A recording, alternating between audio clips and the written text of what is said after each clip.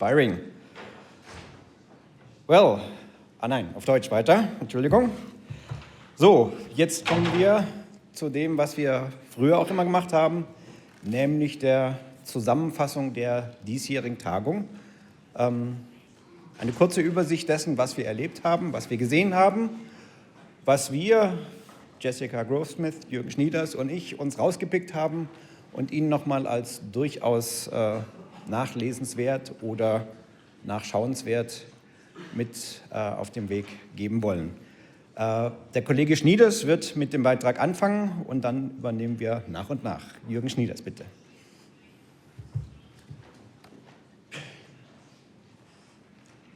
Ja, schönen Dank.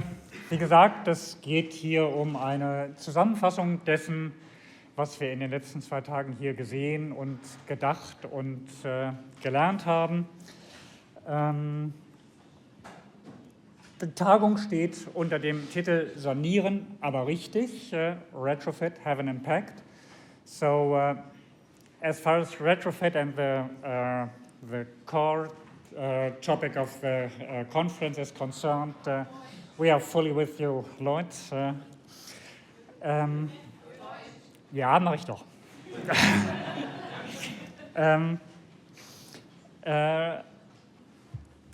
Ich will die Gelegenheit nutzen, vielleicht gleich noch auf meinen Vorredner ein paar Dinge dazu zu ergänzen. Fangen wir mal an mit dem Bestand, auf den es ankommt. Wir haben das gesehen, ganz zu Anfang schon, wenn wir am Bestand nichts tun, wenn wir nur die Neubauten verbessern, dann werden wir am Heizwärmebedarf, dann werden wir am Energiebedarf der Gebäude nichts Substanzielles verbessern können. Da muss etwas geschehen. Was muss geschehen? Primär natürlich Stopp für die Kohlenstoffverbrennung. Das heißt, kein CO2 in die Atmosphäre. Und um das nochmal zu betonen, das heißt nicht, keine fossilen Rohstoffe verwenden. Fossile Rohstoffe haben wir viel zu viele noch unmittelbar verfügbar. Entscheidend ist, dass wir sie nicht verbrennen, weder bei der Konstruktion der Gebäude, noch beim Betrieb der Gebäude, noch anschließend, wenn die dann in hoffentlich langer Zeit wieder abgebaut werden. Aber verwenden dürfen wir sie durchaus. Das ist für das Klima überhaupt kein Thema. Wir brauchen Wärmeschutz. Wir brauchen überall da, wo das möglich ist, nachwachsende Rohstoffe, die vielleicht auch noch ein bisschen Kohlenstoff aus der Atmosphäre entnehmen und sequestrieren im Gebäude. Generell haben wir aber gesehen, die Herstellungsenergie, speziell für die Dämmung, ist vernachlässigbar. Die Dämmung bringt viel mehr, die Energieamortisationszeiten sind so kurz, als sie an Rohstoffverbrauch erzeugt, insbesondere was den Kohlenstoff angeht, der in die Atmosphäre geht. Wir brauchen natürlich Wärmepumpen oder nachhaltige Fernwärme. Und damit wir das alles aber realisieren können, brauchen wir noch ein paar Dinge. Und eins davon ist Kostenbegrenzung. Die Sachen, die wir empfehlen, müssen finanzierbar sein. Sie dürfen nicht dazu führen, dass wir eine soziale Spaltung kriegen, dass einige Leute großzügig wohnen können und andere können es vielleicht dann nicht mehr. Sie müssen praktikabel sein, sie müssen umsetzbar sein auf breiter Front. Wir können nicht irgendwelche Dinge uns ausdenken, die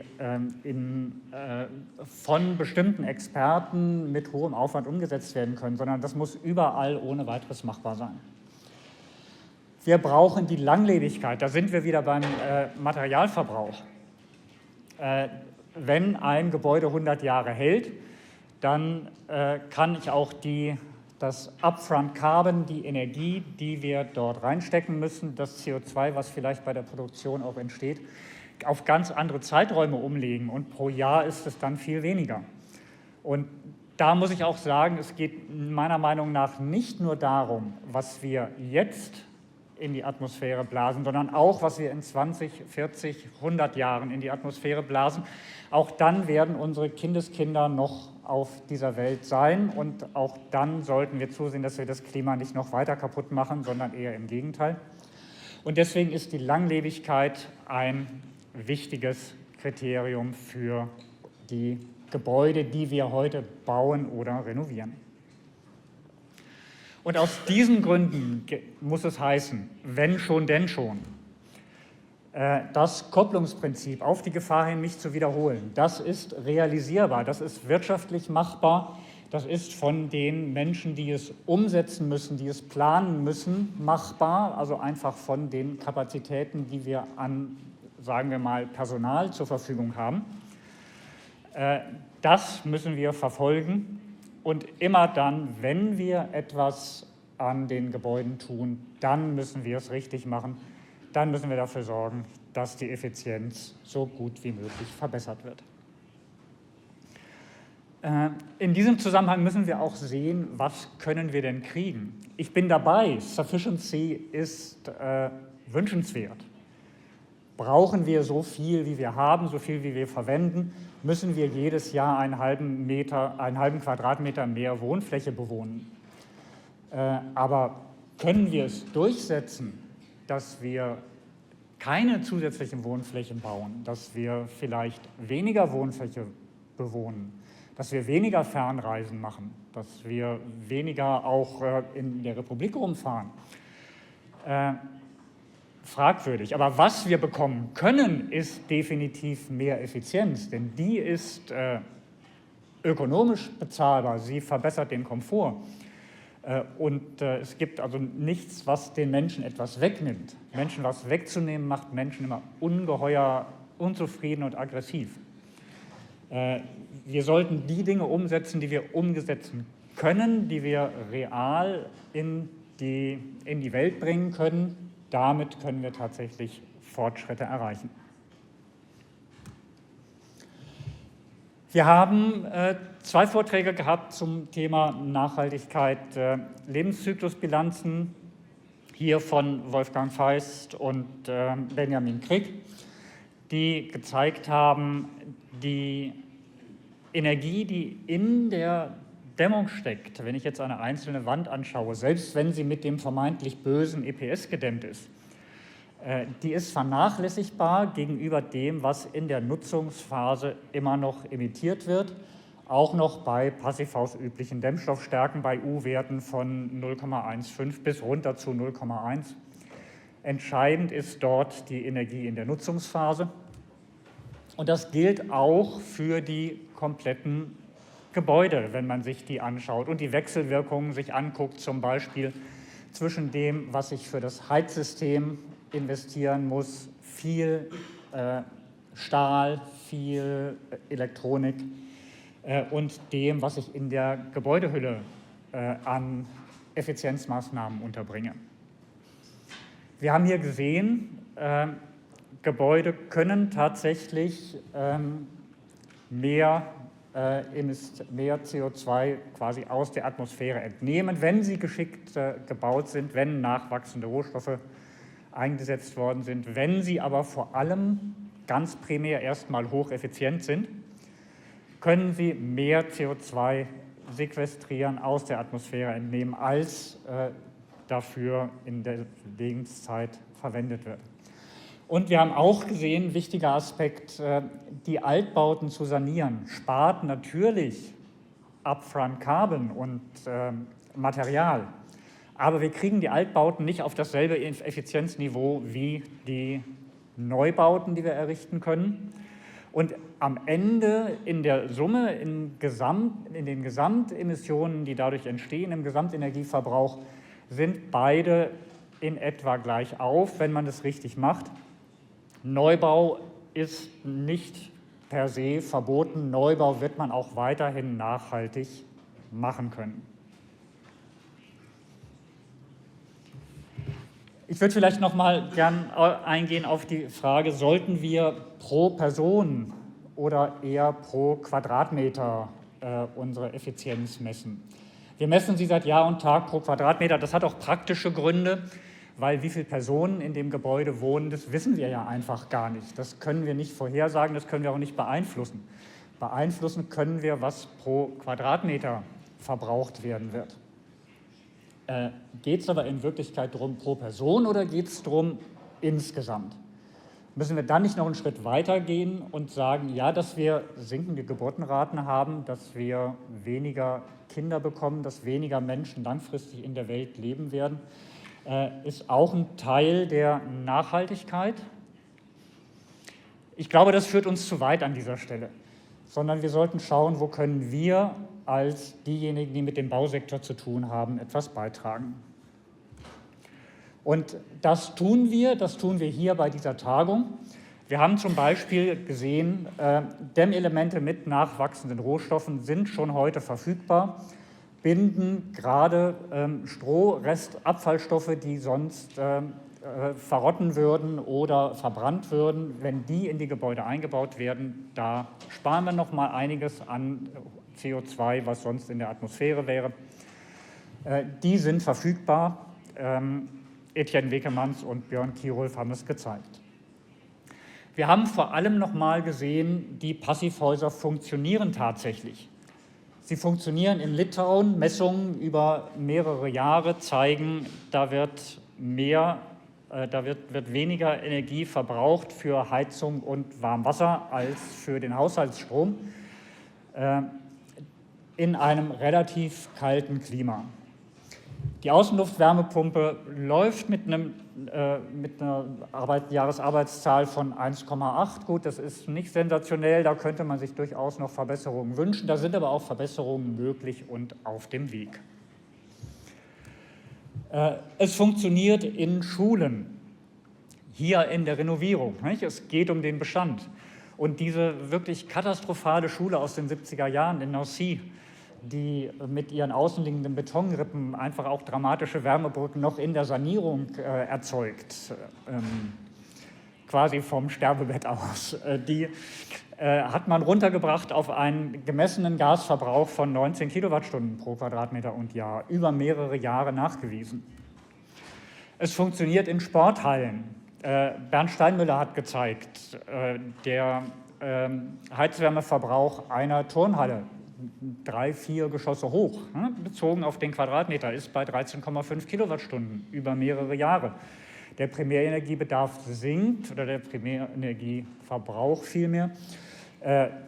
Sicherlich auch, weil die CO2-Faktoren, die Primärenergiefaktoren für den Strom sinken. Es funktioniert in Schwimmbädern. Klar, Schwimmbäder sind gigantische Energieschleudern, aber wir können sie dramatisch verbessern mit Passivhaustechnologie, wo wir nicht nur auf die Hülle gucken, sondern auf all das, wo zentrale Verbräuche wirklich entstehen. Und der Vergleich hier in diesem Diagramm mit einem bestehenden oder mit einem normal errichteten Schwimmbad und dem hier realisierten in Exeter zeigt deutlich, da ist unheimlich Potenzial drin, da können wir was beitragen. Es funktioniert in der Sanierung. Wir haben Gebäude, die nicht nur 80, 85, 90% Energie einsparen, sondern die auch noch gut aussehen hinterher. Es funktioniert bei Hitzewellen. Mike Fowler hat vorgerechnet, dass man mit einer Passivhaus-Gebäudehülle, mit einer sinnvollen Sommerlüftungs- und Verschattungsstrategie die Spitzentemperatur, auch wenn es keine aktive Kühlung gibt, so etwa auf den Bereich bekommt, maximal, wo die Tagesmitteltemperatur des heißesten Tages ist. Sie sehen das hier in diesem Diagramm. Habe ich ganz ähnlich auch schon mal ausgerechnet, also da kommen wir zu demselben Ergebnis und das zeigt auch die Praxis. Der Kühlbedarf dieser Häuser, wenn sie eine aktive Kühlung haben, der wird in den nächsten Jahrzehnten, wo wir uns auf weiter steigende Temperaturen einstellen müssen, viel weniger steigen, als er das in konventionellen Gebäuden tut, die obendrein auch jetzt schon viel mehr brauchen. Es funktioniert auch hier. Warum funktioniert es? Weil wir die Dinge, die wir tun, alle miteinander auch kritisch betrachten, weil wir Sachen ausprobieren und auswerten und gucken, wie sich das denn bewährt. Ein Experiment beispielsweise war es, Splitgeräte einzubauen in bestehende Gebäude, zu schauen, wie steht es um die Effizienz. Ja, das funktioniert. man bekommt sehr viel Wärmepumpe für sehr wenig Geld. Wir können dort mit geringen finanziellen Mitteln auf elektrische Energieversorgung umstellen, die schon jetzt CO2 einspart. Wir sind 3- bis 5-mal besser vom Endenergieverbrauch als die Gasheizung. Und das geht umso besser, je besser die Effizienz des Gebäudes ist. Andrew Peel hat Experimente gemacht im Labor zur Zuluftkühlung, die das Potenzial hat, die Investitionskosten für die Kühlung von Gebäuden nochmal zu reduzieren. Er hat festgestellt, ja, das geht, aber man muss es schon richtig machen. Wir brauchen die richtigen Zuluftventile und wir müssen auch die Zuluftleitungen sorgfältig ausführen. Wenn die nicht überall gleichmäßig gedämmt sind, dann gibt es dort Kondensat, aber man kann das machen und er plant es jetzt in einem realen Demo-Projekt auch weiter umzusetzen, auszuprobieren, zu realisieren und darüber zu berichten. Oliver Solcher hat Pendellüfter ausprobiert im realen Betrieb. Naja, das ist jetzt kein realer Betrieb, was Sie hier sehen in dem Bild, aber unter realen Randbedingungen, wenn nämlich auch mal der Wind weht, wenn dort unterschiedliche Drücke auf den Fassaden entstehen. Er hat festgestellt, dann geht die Effizienz erheblich in den Keller bei den aktuell verfügbaren Geräten mit Axiallüftern. Das heißt nicht unbedingt, dass man sowas gar nicht machen darf. Es hat noch ein paar andere Nachteile, die Schwierigkeiten, wie kriegen wir die Bäder belüftet und dergleichen. Dennoch kann das für die Sanierung ein interessantes System sein, wenn man diese Schwäche, die hier jetzt identifiziert worden ist, beseitigt. Und dafür gibt es technische Möglichkeiten, das muss dann nur jemand machen, ausgelöst durch auch ein solches Experiment. Wolfgang Feist hat sich noch mal ganz genau angeschaut, sind unsere Werkzeuge, mit denen wir arbeiten, auf denen alles basiert, also insbesondere die dynamische Gebäudesimulation. Wie genau ist denn das eigentlich und worauf kommt es da an, dass man nicht irgendwas Falsches versehentlich ausrechnet?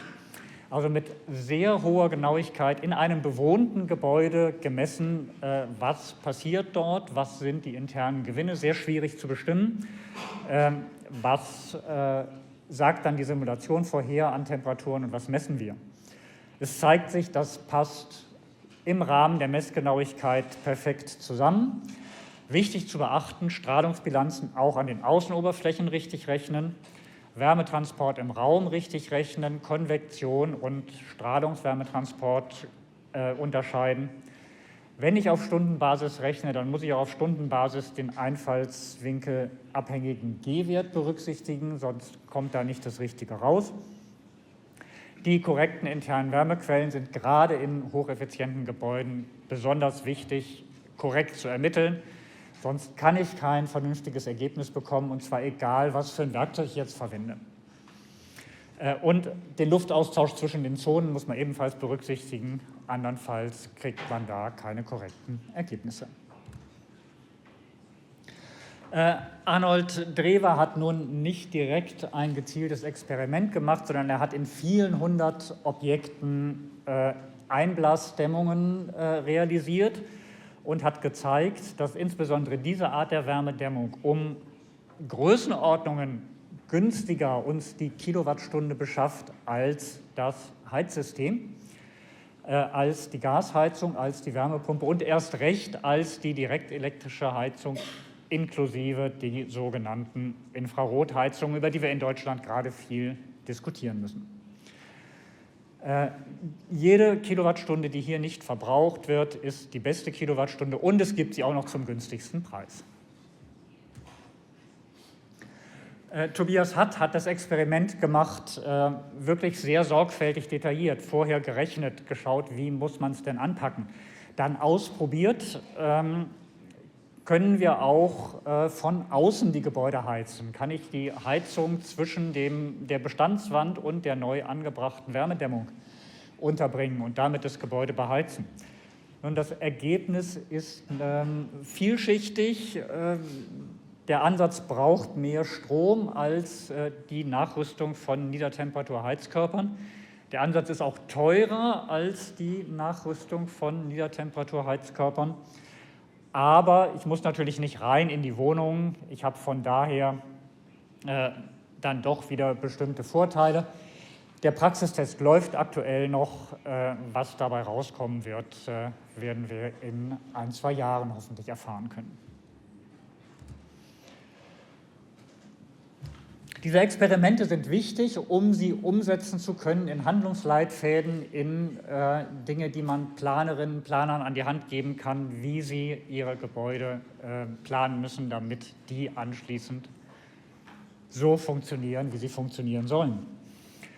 Adrian Muskatewitz hat sich das beispielsweise für Schulen angeschaut, mit der dynamischen Gebäudesimulation. Festgestellt, Schulen, die nicht irgendeine sinnvolle Sommerstrategie haben bezüglich Nachtlüftung und Verschattung, die werden auf keinen Fall funktionieren. Und was man auch sieht, leider mit den zunehmenden Temperaturen in den nächsten Jahrzehnten, werden wir auch im deutschen Klima eine gewisse aktive Kühlung brauchen, um die Schulen gut nutzen zu können, die Kinder gut ausbilden zu können. Das geht aber mit den Lüftungsanlagen, die diese Schulen auch haben sollten, vergleichsweise einfach.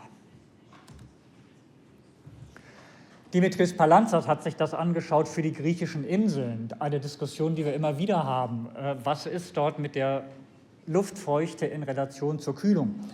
Und aus meiner Sicht ist das Ergebnis, naja, ich kann es mir aussuchen, entweder ich kriege Überhitzung oder ich kriege Überfeuchtung oder ich baue eben doch einen zusätzlichen Entfeuchter für 100, 200 € ein, den ich in den kritischen Zeiten dann betreiben kann. Er empfiehlt auf jeden Fall wirksame Verschattung machen. Und wenn ich dann dieses feuchte Problem möglichst weit reduzieren will, dann kann ich durch geschickten Einsatz von Speichermassen, von den verschiedenen Betriebsmodi der Kühlgeräte, durch geschickte Lüftung dazu durchaus was beitragen. Meine Empfehlung, wenn das PAPP sagt, na, da gibt es ein Feuchteproblem, dann könnte es sein, dass es tatsächlich eins gibt und dann ist die Investition in den Entfeuchter sicherlich eine gute. Anne-Marie Fallon hat vorgestellt den Leitfaden für Passivhäuser im Stahlbau. Jetzt kann man sich fragen, wollen wir Stahlbau? Upfront Carbon für den Stahl, ist das wirklich die beste Lösung? Aber es wird gebaut, dann ist es doch immerhin besser, wir sagen den Planerinnen und Planern, wie sie es machen sollen, nämlich so wenig Stahl wie möglich einbauen und dafür sorgen, dass es eine durchgehende Dämmschicht gibt und dann die ganzen Details so ausführen, wie das hier empfohlen und durchdekliniert wird. Dann kriegen wir zumindest mal gute Stahlgebäude anstelle von schlechten Stahlgebäuden. Und mit diesem Rüstzeug können wir jetzt in den Neubau gehen, können auch die Grenzen verschieben, können Passivhäuser im Süden von Spanien bauen. Juan Manuel Castaño hat eins vorgestellt. Da ist das gemacht worden, was man sinnvollerweise in heißen Klimata macht, vorbildlich. Interessant, das nicht in der thermischen Hülle liegende Treppenhaus wird in Spanien viel gemacht, hat seine Vorteile, hat auch seine Nachteile. Ich bin sehr gespannt, wie sich dieses sozusagen Design-Detail in den kommenden Jahren noch entwickeln wird und worauf man sich dann am Ende wirklich einigt als beste Lösung. Jay, dessen kompletten Namen ich nicht auszusprechen vermag, hat einen Neubau in Taiwan gezeigt, in einem nochmals viel wärmeren, viel feuchteren Klima. Ein Pionierprojekt, das uns dort erheblich weiterbringt in dieser Art von Klimata. Aus Vancouver haben wir ein Gebäude gesehen, was entgegen unserer sonstigen Gewohnheit hier jetzt schon auf der Tagung ist. Das gibt es nämlich noch gar nicht. Aber interessant sind die Ansätze, die da verfolgt werden. Was mich begeistert, ist, dass die Stadt Vancouver sagt, ihr dürft schon Hochhäuser bauen hier, aber ihr müsst was tun. Und zwar müsst ihr was für die Stadtkulisse tun, für die Skyline. Ihr müsst was tun für das Gemeinwohl. Ihr müsst ein gewisses soziales Engagement mitbringen mit euren Häusern und ihr müsst was tun für den Klimaschutz. Und festgestellt hat Stuart Hood, wir brauchen da einen variablen G-Wert. Wir brauchen im Sommer niedrige G-Werte, im Winter hohe G-Werte, um passiv-solare Gewinne nutzen zu können, um andererseits den Kühlbedarf runterzubekommen. Sonst kriegen wir einen Passivhausstandard nicht hin.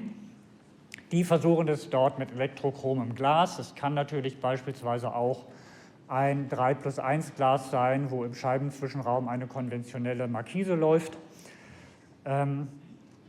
Es ist Verschwendung, ein Glas einzubauen, das nicht diese Möglichkeit nutzt, eben winterliche solare Gewinne und sommerlichen Wärmeschutz gleichzeitig anzubieten.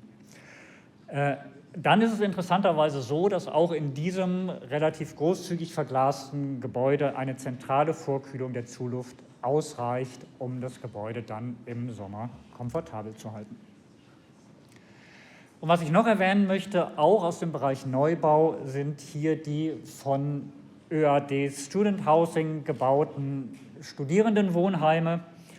9 an der Zahl mittlerweile in Österreich, und die werden nicht nur als verifizierte Passivhäuser realisiert, sondern da werden auch Summer Universities angeboten für ausländische Studierende, die einerseits in diesen Häusern erfahren, wie das sein kann, im Passivhaus zu wohnen, und die andererseits dann aber auch beigebracht kriegen, wie sowas funktioniert, wie Energieeffizienz umgesetzt werden kann, und die das dann mit nach Hause nehmen und hoffentlich langfristig implementieren. So viel zum Neubau.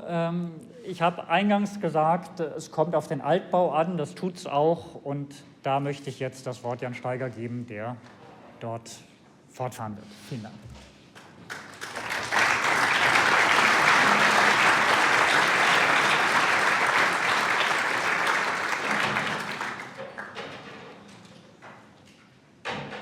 Danke, Jürgen. So, ja, Altbau. Wir fangen da an, wo wir vor 10 Jahren, glaube ich, schon mal waren, bei Retrofit Revisited. 10 Case Studies, die Marion Bailey zusammen auch mit Robert Pruitt Langzeit vermessen hat, und Befragungen sind gemacht worden. Und wie hier zu sehen ist, die Erfolge sind da, der Energiebedarf ist erheblich runtergegangen, das konnte dokumentiert werden, und insbesondere der Wohnkomfort, der Nutzerkomfort ist ganz ausgezeichnet. Die grünen Felder in diesem Kuchendiagramm, über 75% sagen, es ist exzellent, es ist sehr gut und gut. Das ist doch ermutigend, dass das auch immer noch funktioniert. Also Sanierungen, die vor über 10 Jahren getätigt worden sind, funktionieren immer noch hervorragend. Das ist langlebig. Laszlo Nepp hat uns gezeigt, wie Sanierungen angegangen worden sind. Sanierungen sind leider einfach auch komplizierter, insbesondere im bewohnten Zustand. Aber wie geht man das an, wenn man nicht alles implementieren kann? Naja, man muss es halt Schritt für Schritt machen. Deshalb sind in diesen Projekten in Innsbruck, im Projekt Sinfonia, sind Lüftungsanlagen schon vorgesehen worden, dann aber teilweise eben noch nicht angeschlossen worden, solange die Wohnungen noch belegt sind und die Lüftung darin nicht verzogen werden kann. Ja, aber wenn man insbesondere von außen die Sanierung durchführt, dann wird der Bewohner nicht so sehr beeinträchtigt und man kann das so machen. Wenn dann in 10 Jahren die Wohnungen alle nachgerüstet sind, dann erreichen diese Gebäude einen durchaus extrem geringen Energiebedarf, das, was wir brauchen, um mit dem Gebäudesektor klimaneutral zu werden. Susanne Kraft hat gezeigt, dass auch in Darmstadt oder dem Landkreis Darmstadt-Dieburg, dass da Schulen saniert worden sind oder mit Lüftungsanlagen nachgerüstet worden sind und das gut funktioniert. Das hat man untersucht, man hat auch Befragungen gemacht, hier unter der Lehrerschaft. Für mich ganz erfreulich, dass da nicht gemeckert wird und durchaus gesagt worden ist, ich höre diese Dinger überhaupt nicht, die da im Klassenzimmer hängen. Nur ein paar wenige empfanden das als störend. Die große Mehrheit aber sagt, stört mich überhaupt nicht.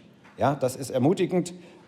Das wird hoffentlich auch den Kindern weiter transportiert und wird dann vielleicht auch mal zu Hause umgesetzt. Weitere komplexe oder komplizierte Sanierungen sind zum Beispiel Schulen. Da kann man immer nur in den Ferien dran. Das hat uns Anna Czerwinska gezeigt, wie da eine Schulsanierung auch mit nachhaltigen Materialien vorgenommen worden ist in Frankreich. Ich habe es so verstanden, dass über 2 Sommerferien hinweg da die Baumaßnahmen oder Sanierungsmaßnahmen eben durchgesetzt worden oder geführt worden sind und dann am Ende doch zu einem Enerfit sanierten Gebäude, einem kleinen Passivhaus-Neubau und einem Enefit mit Innendämmung sanierten Gebäude geführt haben. Muss man viel drüber nachdenken, muss man knobeln, aber es führt zu guten Ergebnissen und ist es deshalb durchaus wert. Sollten wir alle machen. Ja, dieses Gebäude wurde schon gezeigt. Das Hotel Marcel hat heute das Enefit Plus I-Zertifikat überreicht bekommen und ist wirklich auch ein wunderschönes Projekt, um zu zeigen, dass hier einfach auch diese nach außen erstmal extrem ineffizient aussehenden Gebäude zu durchaus sehr effizienten neuen Nutzungen zugeführt werden können. Reuse, haben wir vorhin gehört von Lloyd Alter, ist da wirklich umgesetzt worden. Das Carrion House, was uns Michael Ingui und Kevin Brennan gezeigt haben, diese Sanierung revitalisiert Bereiche von New York. Wenn man das so umsetzt, dass man diese alten Gebäude wieder instand setzt und bewohnbar macht, auch für jüngere Familien, dann wird der Stadtteil auch wieder belebt dadurch. Ganz hervorragende Beispiele, was die Sanierung dann auch alles bewirken kann. Auch bei solchen Ruinen, Michael Flach hat uns das im Workshop schon vorgestellt gehabt, aber heute auch nochmal auf der Tagung. Im Workshop hat er gesagt, er rät seinen Studenten, kauft euch irgendeine Bruchbude, eine Ruine und saniert sie, das ist das Beste, was ihr machen könnt. Ja, er hat das hier mit diesem Bauernhof gemacht und das mit vorgefertigten Modulen gedämmt und saniert und wenn ich das richtig verstanden habe, heute auch dafür einen Holzbaupreis bekommen. Herzlichen Glückwunsch dazu.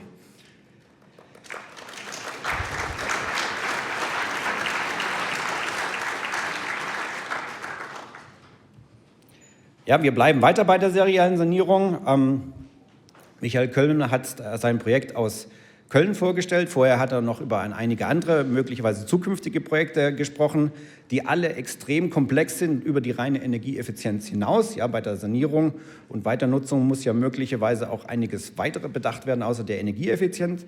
Aber hier in diesem Projekt in Köln war es darauf zunächst mal beschränkt, das extrem energieeffizient zu bekommen. Und er hat uns gezeigt, wie das gemacht worden ist. Aus meiner Sicht ganz schön die Lüftungsanlagen auf dem Balkon untergebracht, sodass die von da aus wartbar waren. Und das Gebäude ist super in Summe. Es erreicht einen extrem niedrigen Energiebedarf. Über das Projekt Outfit messen wir da auch und hoffen, dass wir da bald erste Ergebnisse haben. Ja. Auch im Bereich der seriellen Sanierung muss noch weiter geforscht werden. Jürgen Fink und William Monteleone haben von ihrem Projekt berichtet, ihrem Forschungsprojekt, wo sie Fassadenintegration von Splitgeräten untersuchen und dabei eben die Schallemissionen untersuchen, ob das dann auch vertretbar ist, diese Geräte eben hier in der Fassade einzubauen und dann damit Wohnungen dezentral zu versorgen. Und das scheint unter gewissen Umständen zu klappen. Es scheint aber auch noch ein bisschen weiteren Entwicklungsbedarf zu geben. Ja, da müssen wir also dranbleiben, weil von der Nutzbarkeit, also wenn die Schallemissionen niedrig genug werden, davon hängt das dann auch ab, ob das akzeptiert wird. Ja. Tanja Schulz hat nochmal den Arbeitskreis 61 zusammengefasst, wo wir uns ja angeguckt hatten, worauf kommt es denn bei der seriellen Sanierung an, wo sind da die Knackpunkte. Beispiel hier im Sockel, den kann ich also recht gut, also sehr gut machen. Ich kann ihn auch erstmal gut machen und es gibt aber auch die Möglichkeit, das unglücklich zu gestalten. Da werden wir weiter nicht müde werden, die sinnvollen Lösungen aufzuzeigen, damit das zukünftig auch einfach jedes Mal, wenn es umgesetzt wird, so gut wie möglich gemacht wird. Also bestmöglich im Sinne von, wir verschenken keine Potenziale. Wir müssen aber nicht nur immer seriell denken. Franz Freundorfer hat uns das auch noch mal gezeigt, wie man das mit einem halbseriellen Ansatz machen könnte. Wenn man einfach nur die Komponente Fenster und deren Einbau zusammenpackt und dann einbringt, dann kann man da also die Dämmung auch dazu packen. Da macht man das also zum Teil seriell und zum anderen Teil noch konventionell gedämmt und dann funktioniert das genauso gut. Ja, nicht immer müssen wir das mit den großen Modulen machen, wir können es auch kleingliedriger hinbekommen. Worauf es insgesamt ankommt, ist schlicht und einfach die Qualitätssicherung. Darüber haben wir auch einige Vorträge gehört. Hier einer von Oliver Style, der uns berichtet hat, wie er diese Schulung, diese Qualifikation zum Site Supervisor und zum Construction Verifier in Spanien einsetzt, um da den Bauteams einfach die Qualifikation mitzugeben, diese Projekte so umzusetzen und im Prinzip die Dokumente auch so aufzubereiten, dass a, die Zertifizierung dieser Projekte überhaupt möglich ist, im Sinne von die Kriterien erreicht, b, aber auch eben die Zertifizierung vereinfacht und schneller möglich ist, weil einfach alles da ist. Und der Kommentar hier von der einen Baufirma ist offensichtlich 20.000 € allein dadurch gespart, weil wir einfach von vornherein wussten, wie wir das tun. Und es ging insbesondere um die Luftdichtheit, wo nicht nachgearbeitet werden musste. Das spart schlicht und einfach am Ende auch Geld, wenn man weiß, was man tut. Oder wie der Kollege Kaufmann mir immer sagt, es ist gut, einen Plan zu haben. Ja, das wird durch diese Schulungsmaßnahmen erreicht, sollten also mehr gemacht werden. Und zu guter Letzt, mehrfach benannt worden, der Kreis schließt sich jetzt wieder ein bisschen, die Messungen, dieses entwickelte Monitoring-System aus Outfit, was mit relativ einfachen Mitteln und Datenbank unterstützt, dokumentiert, wie die Gebäude, die da saniert worden sind und somit der weiteren Nutzung zugeführt werden, wie die dann am Ende auch performen. Und Nektarios Tsakomakis hat uns berichtet, wie die ersten Erfahrungen von diesen, ich glaube, 10 Projekten, die in Outfit inzwischen mit diesem Monitoring-System ausgestattet worden sind und an der Datenbank hängen, was es da für erste Erfahrungen gibt. Wir hoffen, dass wir zum Ende des Outfit-Projekts, also etwa im Juli, dann weitere Ergebnisse von der kompletten, bei den meisten Projekten von einer kompletten Heizperiode und hoffentlich dem Sommer haben, um aufzuzeigen, a, sie verbrauchen sehr wenig Energie, b, der Komfort in diesen Gebäuden ist wunderbar gegeben. Ja, und da kommen wir wieder zum Schluss zu Wolfgang Hasper, der uns von dem System berichtet hat. Es ging hier nicht mehr um die Datenbank, die Monitoring-Datenbank, aber die ist natürlich die Grundlage des Ganzen. Es geht hier um das Zertifizierungsverfahren, Verified Performance Certification haben wir das genannt, also eine Überprüfung des Gebäudes nach Inbetriebnahme. Ein Jahr lang wird erstmal eingestellt und die Einrichtung optimiert und im zweiten Jahr wird dann quantitativ gemessen, um sicherzustellen, dass das Gebäude auch genau so funktioniert, wie das gedacht worden war und dann auf Dauer eben möglicherweise die Fehler der Inbetriebnahme nicht über Jahre mit fortgeschleppt werden. Ich komme zurück auf diese vielen Projekte in Outfit, die ich schon mal gezeigt hatte. Es sind einige sind beendet worden leider zwischendrin, aber hier sind immer noch einige, die da sind und viele von ihnen wurden inzwischen zertifiziert. In 10, wie gesagt, insgesamt läuft ein Monitoring und auch einige sind in die Projektdatenbank übertragen worden. Und das ist meine Bitte an Sie, alle, die Sie hier im Raum sitzen. Da hatten wir ein paar Diskussionen über die Tagung. Es gibt so viele von Ihnen, die im Alltag einfach machen und das ist auch toll, dass Sie diese ganzen Projekte, Enerfit-Zertifizierung oder Enerfit-Projekte oder Passivhäuser durchführen. Aber man kommt, das weiß ich selber, man kommt vor lauter Tun dann manchmal auch selten dazu, darüber zu reden oder das auch zu überprüfen. Und das ist meine Bitte an Sie alle. Lassen Sie doch ab und zu auch mal wieder ein Projekt zertifizieren oder tragen Sie es in unsere Projektdatenbank ein und geben Sie uns die Chance, darüber zu reden, uns allen die Chance, darüber zu reden. Wir müssen uns einfach öfter mal in die Lage versetzen, diese Erfolge zu berichten und auch zu berichten, es funktioniert. Ja, Frau Oerge-Vorsatz hat das gesagt. Sie setzt das ein, um anderen zu zeigen, dass es mit der Effizienz oder über die Effizienz Wege gibt, den Klimawandel doch aufzuhalten. Und mit diesem Thema des Darüberredens möchte ich weitergeben an die Kollegin Jessica Groves-Smith, die diesen Bereich bei uns vertritt. Dankeschön.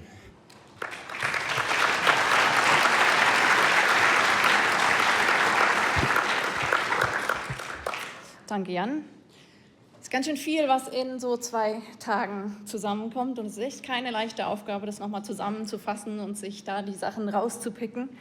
Ich gehe noch mal ganz kurz einen Schritt zurück zu unserem Eröffnungsplenum. Jan Steiger hat eben schon Diana Oerge-Vorsatz erwähnt. Das möchte ich gerne aufgreifen. Die Fragestellung war da, Passivhaus, ist das unsere Antwort, ist das die 42? Es war ein sehr intensiver, emotionaler Vortrag, mit dem wir die Tagung gestern gestartet haben. Es fühlt sich schon für mich sehr viel länger an als nur 2 Tage, einfach weil es so viel Input und so viele auch sehr schöne und gute Gespräche mit Ihnen allen waren. Es war ein ernüchternder und gleichzeitig aber auch ein sehr inspirierender Einstieg, den wir gestern hatten von Diana Oerge-Vorsatz. Eine Erinnerung an die Klimakrise, an die Situation, in der wir uns befinden und wirklich eine Dringlichkeit, aber auch eine, wie ich finde, sehr große Anerkennung für die Arbeit, die wir hier alle machen, den Beitrag, den wir leisten in diesem wichtigen Sektor der Gebäudeenergieeffizienz, den Beitrag, den wir alle leisten mit Passivhaus, mit Enefit, mit unserer Arbeit, das zu machen, tagtäglich umzusetzen. Sie hat uns sehr viele Botschaften mitgegeben aus ihrer Erfahrung. Sie ist selber eine, die diese Botschaften teilt, hat uns aber auch ganz zum Schluss nochmal gesagt, das ist ein Teil, der auf jeden Fall bei mir hängen geblieben ist, es ist sehr, sehr, sehr wichtig, dass wir weiterhin machen, darüber reden, das dokumentieren und das in die Masse, in die Breite bringen, um wirklich einen Einfluss zu haben und Sachen zu bewirken. Jürgen und Jan haben eben schon sehr viele Beispiele gezeigt, die dieses Mal auf der Tagung vorgestellt wurden. Es gibt natürlich noch fantastisch sehr viel mehr, was über die letzten Jahre entstanden ist. Wir versuchen am Ende immer noch mal so das Neue, das Aktuelle aufzugreifen, was auf der Tagung gezeigt wurde. Ganz klar ist, Passivhaus funktioniert, Enefit funktioniert. Das brauche ich in diesen Kreisen eigentlich gar nicht noch mal sagen. Das ist uns allen klar. Trotzdem noch mal, ich glaube, da können wir uns auch alle auf uns stolz sein, wie wir das umsetzen und machen. Wir wissen das, wir müssen das aber auch weiter verbreiten. Und auch dazu gab es Beiträge auf der Tagung, die ich einfach nochmal benennen und teilen möchte. Gestern Abend, Abendveranstaltung, Auftakt zur Abendveranstaltung, hatten wir 2 Beiträge für eine bisschen andere und ungewöhnliche Kommunikation, die aber, denke ich, sehr effektiv sind und wo ich hoffe, dass es auch Nachahmer gibt, die das weiter verbreiten und weiter kommunizieren. Mutter- und Tochtergespann, Familie Kreuzer, Simone und Linnea mit ihrer Passivhausreise, die damit auch über Instagram den vielen Bewohnern, die in verschiedenen Ländern die verschiedenen diversen Passivhausprojekte eine Stimme geben. Also gerne mal reingucken. Und Passivhaus for Everyone, das fantastische Projekt von der Architektin Incho in New York, die wirklich mit ihren sehr kreativen und etwas anderen Ansätzen zeigt, wie sie mit Leuten interagiert, von Kindern, Kindergartenalter bis hin zum Ausbildungsalter, Passivhaus an die Leute heranführt und damit die Konzepte, die Ideen verbreitet, wirklich in die Köpfe und auch in die Herzen von diesen Menschen kommt und damit diese Lösungen verbreitet. Also wirklich ganz toll. Ich freue mich sehr, dass am Schluss des Vortrags auch der Ausblick da war, das weiter zu verbreiten, diese Ansätze. An dieser Stelle 2 Sachen noch, die ich nicht explizit in die Folie reingenommen habe, aber trotzdem benennen möchte. Im Kontext der sozialen Medien hatten wir einen Beitrag auch von Marius Soflete, der da sehr, sehr aktiv ist und er auch sehr, sehr laut kommuniziert und die Sachen teilt. Ein YouTube-Kanal, wo sehr viel über Passivhaus berichtet wird. Und ein anderer Beitrag, die hatten nicht explizit einen Beitrag auf unserer Tagung im Sinne eines Vortrags, sind hier aber als Team sehr präsent und aktiv. Das ist der Passivhaus Accelerator aus USA, die auch immer wieder Interviews gemacht haben mit Ihnen allen, mit verschiedenen hier, die auch im Nachgang der Tagung dann nochmal geteilt werden. Also auch das sind ganz tolle Konzepte, um einfach unser Wissen, unsere Erfahrung als internationales Team zu verbreiten und zu teilen. Darüber hinaus noch ein paar Sachen, die hier geteilt wurden. Es gab einen Beitrag von Claire Parry aus Australien, die das Passivhaus Playbook vorgestellt hat. Ein Dokument, was gedacht ist als Hilfestellung für Planungsteams und darüber hinaus, um ihre Projekte erfolgreich umsetzen zu können und nicht jedes Mal das Rad neu erfinden zu müssen, wie man Prozesse gut umsetzt, wie man Passivhaus gut kommuniziert. Also auch ein schönes Dokument, um die Sache zu erleichtern und schneller voranzubringen. In Australien gibt es auch andere Initiativen. Im Kontext von Australian Passivhaus Association gibt es was Neues, den Passivhaus Incubator, auch eine Idee der Kommunikation, um mehr Leute an Passivhaus heranzuführen. Also auch was es sich lohnt anzugucken. Hier im deutschsprachigen Raum hatten wir gesehen, im Einführungsplenum gestern von Jürgen Schnieders vorgestellt, das neue Tool Enbill, was über Passipedia kostenlos zur Verfügung stellt, was ab sofort als Hilfsmittel zur Verfügung steht für eine schnelle, für eine kostenlose Erstberatung für Leute, die sich interessieren für das Thema. Was mache ich denn mit meinem Haus? Wie gehe ich damit um? Was sind sinnvolle Maßnahmen? Also die Idee ist wirklich niederschwelliges Angebot, damit Bauherren sich mit dem Thema vertraut machen können und gucken, was ist hier sinnvoll umsetzbar. Das ersetzt keine vollständige Energieberatung, aber es ist ein sehr wirksames Tool, um sich mit dem Thema vertraut zu machen und zu wissen, was ist sinnvoll, wie komme ich zu hoher Energieeffizienz. Und im Rahmen von dieser Initiative, die wir als PAI jetzt auch schon vorletztes Jahr betreiben, Energieeffizienz jetzt, Aufmerksamkeit zu fordern und die Informationen zu verbreiten, sind sehr, sehr viele weitere Informationen auch entstanden, die über die Passipedia zur Verfügung stehen. Also nochmal eine herzliche Einladung, über diesen QR-Code oder auch über diesen Link nochmal auf Passipedia zu gehen. Es gibt dort grundlegende Hilfestellungen von grundlegender Bauphysik bis hin zu wirklich praktischen Anleitungen der Umsetzung für Energieeffizienzmaßnahmen, unter anderem diesen DIY-Anleitungen, die auch hier auf der Tagung von Benjamin Krick und Johannes Seibert nochmal vorgestellt wurden. Anleitungen als Hilfestellung für Selbstwerkende, sage ich mal, aber auch als Hilfestellung für erfahrene Ausführende, die das nutzen können. Passiert sehr, sehr viel in der Kommunikation. Wir hatten einen spannenden Vortrag von unseren spanischen Partnern von PEP, die berichtet haben über ihre Erfahrungen und Aktivitäten. 15 Jahre Passivhausverbreitung in Spanien, ein sehr dynamisches und wachsendes Netzwerk, was sich auch widerspiegelt in den Zahlen von den zertifizierten Häusern in Spanien, was man hier in der Grafik sehen kann. Ganz ähnlich sehen diese Grafiken und Statistiken weltweit aus.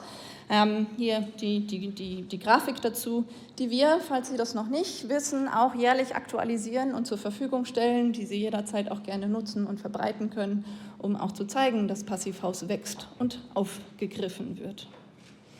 Thema Zertifizierung, Passivhaus-Zertifizierung, der Standard ist etabliert, der funktioniert, haben wir am Anfang schon besprochen. Trotzdem gibt es natürlich immer wieder Weiterentwicklungen und immer mit dem Ziel, es an die Leute zu bringen und Hürden abzubauen. Wir hatten zwei interessante Vorstellungen auf dieser Tagung in diesem Kontext. Die hat Elena Reyes gestern vorgestellt.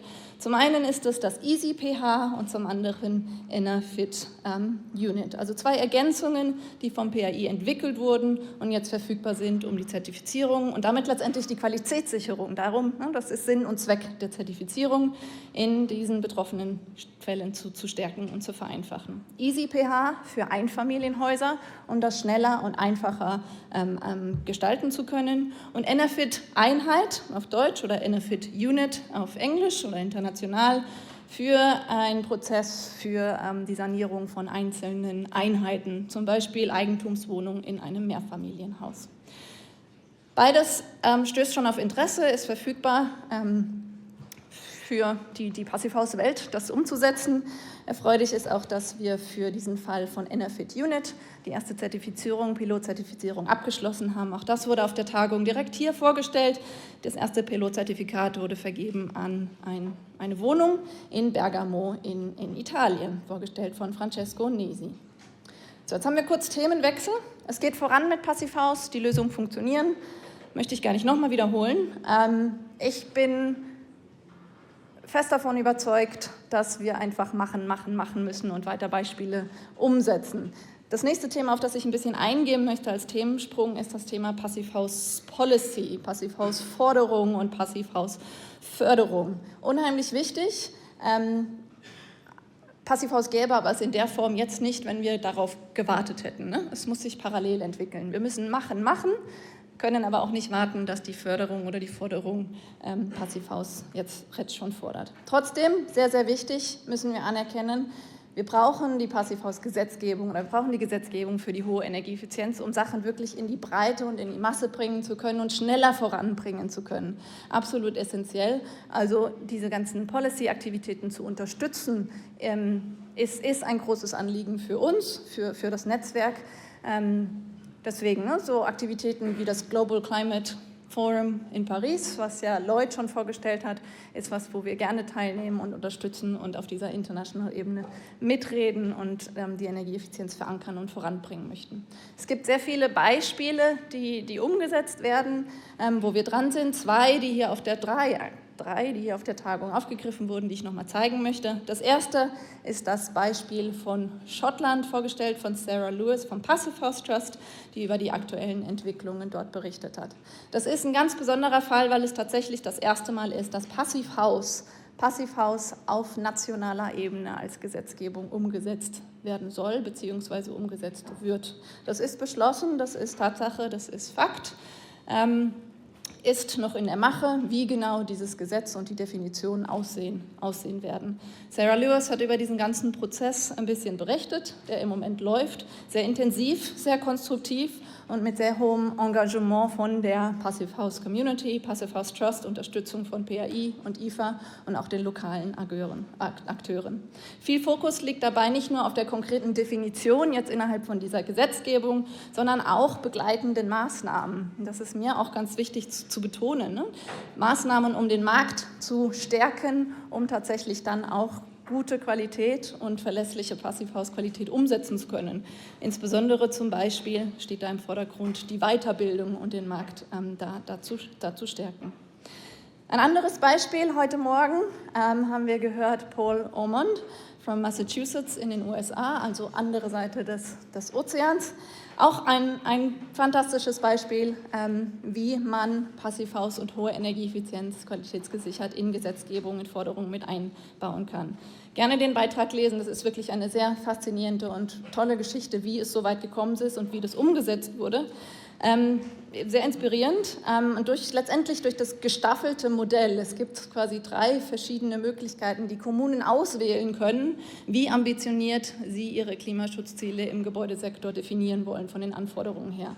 Man muss einen Mindeststandard umsetzen, das ist Base Case links. Die Kommunen können aber auch wählen, ambitionierter oder ganz ambitioniert zu sein. Und ganz ambitioniert heißt eben für größere Einfamilienhäuser wirklich zertifiziertes Passivhaus umzusetzen. Und was man auf der Karte hier sieht, ist, diese ganzen dunkelblau markierten Kommunen haben sich von sich aus für diesen ambitionierten Standard und für Passivhaus entschieden. Und das sind auch so die Regionen, wo die größten Städte und die meisten Bauaktivitäten stattfinden. Geht jetzt gerade los. Wir freuen uns sehr über diese Situation. Wir werden alle Massachusetts da begleiten und unterstützen und freuen uns auf die ganzen Projekte, die dort kommen. Nicht Forderung, sondern stattdessen Förderung ist auch sehr berichtenswert und interessant, was die Kolleginnen vorgestellt haben zum Thema der Entwicklungen in Mexiko. In diesem Fall ist es eine Zusammenarbeit mit der BBVA, mit der Bank, und es ist ein Beispiel, wie Finanzierungsinstitute auch für Energieeffizienz aktiv werden können. Diese Finanzierungsmodelle sind unheimlich einflussreich und wichtig, um einen Markt anzukurbeln und zu beschleunigen. Und wir freuen uns sehr, dass es diese Initiativen in Mexiko gibt, um Energieeffizienz zu verankern, voranzubringen, bis hin zu Passivhaus, also wirklich ambitionierten Zielen, und freuen uns sehr, das weiter zu unterstützen.